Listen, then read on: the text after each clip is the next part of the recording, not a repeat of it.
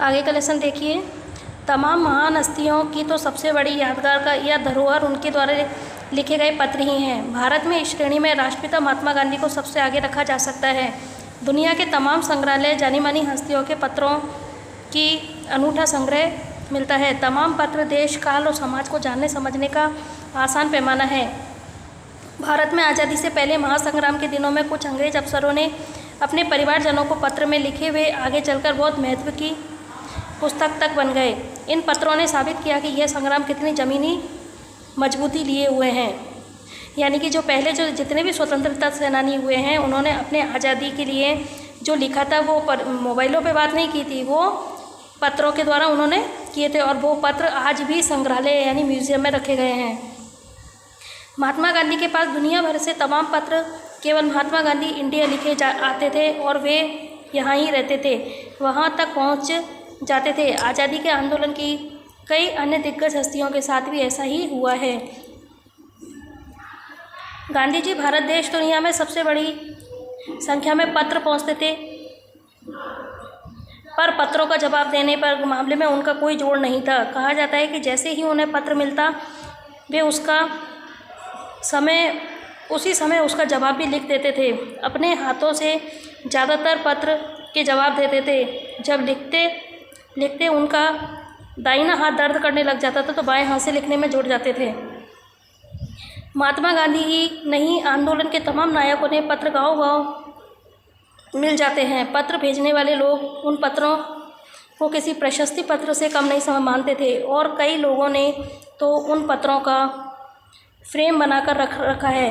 यह है कि पत्रों को जादू यही नहीं, पत्रों के आधार पर ही कई भाषाओं में जाने किताबें भी लिखी हुई हैं। महात्मा गांधी जो थे वो पत्रों को इतना सहेज कर लिखते थे कि जो भी उनको पत्र लिखता वो समय निकाल करके उन पत्रों का जवाब तुरंत लिख देते थे।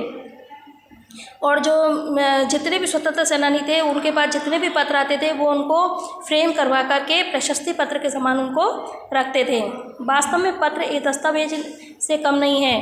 पंत के 200 पत्र बच्चन के नाम और निराला के पत्र लिखो है। कहाँ पत्रों के आईने, दयानंद सरस्वती समेत कई पुस्तकें आपको मिल जाएंगी। कहा जाता है कि प्रेमचंद खास तौर पर नए लेखकों को बहुत प्रेरक जवाब देते थे तथा पत्रों के जवाब में बहुत मुस्तैद थे। इसी प्रकार नेहरू, गांधी के लिखे गए रविंद्रनाथ टैगोर के पत्र भी बहुत प्रेरक हैं।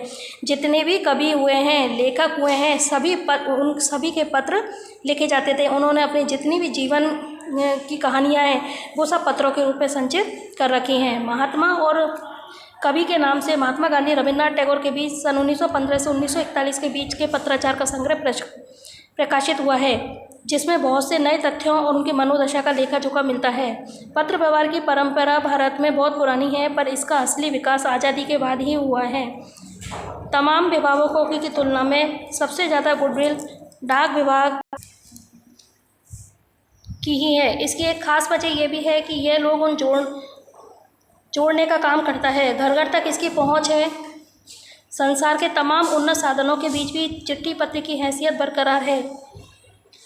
शहरी इलाकों में आलीशान हवेलियां हो या फिर झोपड़पट्टियों में रहने वाले लोग, दुर्गम जंगलों में घिरे गांव हो या बर्फबारी के बीच रहे पहाड़ों के लोग, समुद्र तट पर रहे मछुआरे हों या फिर रेगिस्तान की ढाणियों में रहने वाले लोग, आज भी खतों का सबसे अधिक बेसब्री से इंतजार करते हैं। एक दो नहीं, करोड़ों लोग खतों और अन्य सेवाओं के लिए रोज़ भारतीय डाकघरों और दरवाज़ों तक पहुंचते हैं और इसकी बहुआयामी भूमिका नज़र आ रही है। दूर देहात में लाखों गरीब घरों में चूल्हे मनी ऑर्डर अर्थव्यवस्था के द्वारा ही चलते हैं। गाँवों या गरीब बस्तियों में चिट्ठी या मनी ऑर्डर लेकर पहुँचने वाला डाकिया देवदूत के रूप में जाना जाता है। जितनी भी आलीशान हवेलियां हैं, झोपड़पट्टियां हैं, दुर्गम इस जंगलों में रहने वाले लोग हैं, समुद्र पर रहने वाले जो मछुआरे हैं, समुद्र तट पर रहने वाले जो मछुआरे हैं, रेगिस्तान की ढाणियों का मतलब होता है मिट्टी से बने हुए कच्चे घर, वहाँ पर रहने वाले लोग हैं, सब आज भी पत्रों पर ही निर्भर हैं। और गाँवों में तो लाखों लोग मनी ऑर्डर कि मनी ऑर्डर द्वारा ही रहते हैं। मनी ऑर्डर जो होता है, जो एक जगह से जब दूसरी जगह पैसा भेजाता है, वो मनी ऑर्डर द्वारा भेजा जाता है। तो इन जगहों पर जो डाकिया होता है वो उनको देवदूत के रूप में जाना जाता है। आज आपका ये लेसन ख़त्म हुआ है। इसके क्वेश्चन आंसर मंडे को करेंगे।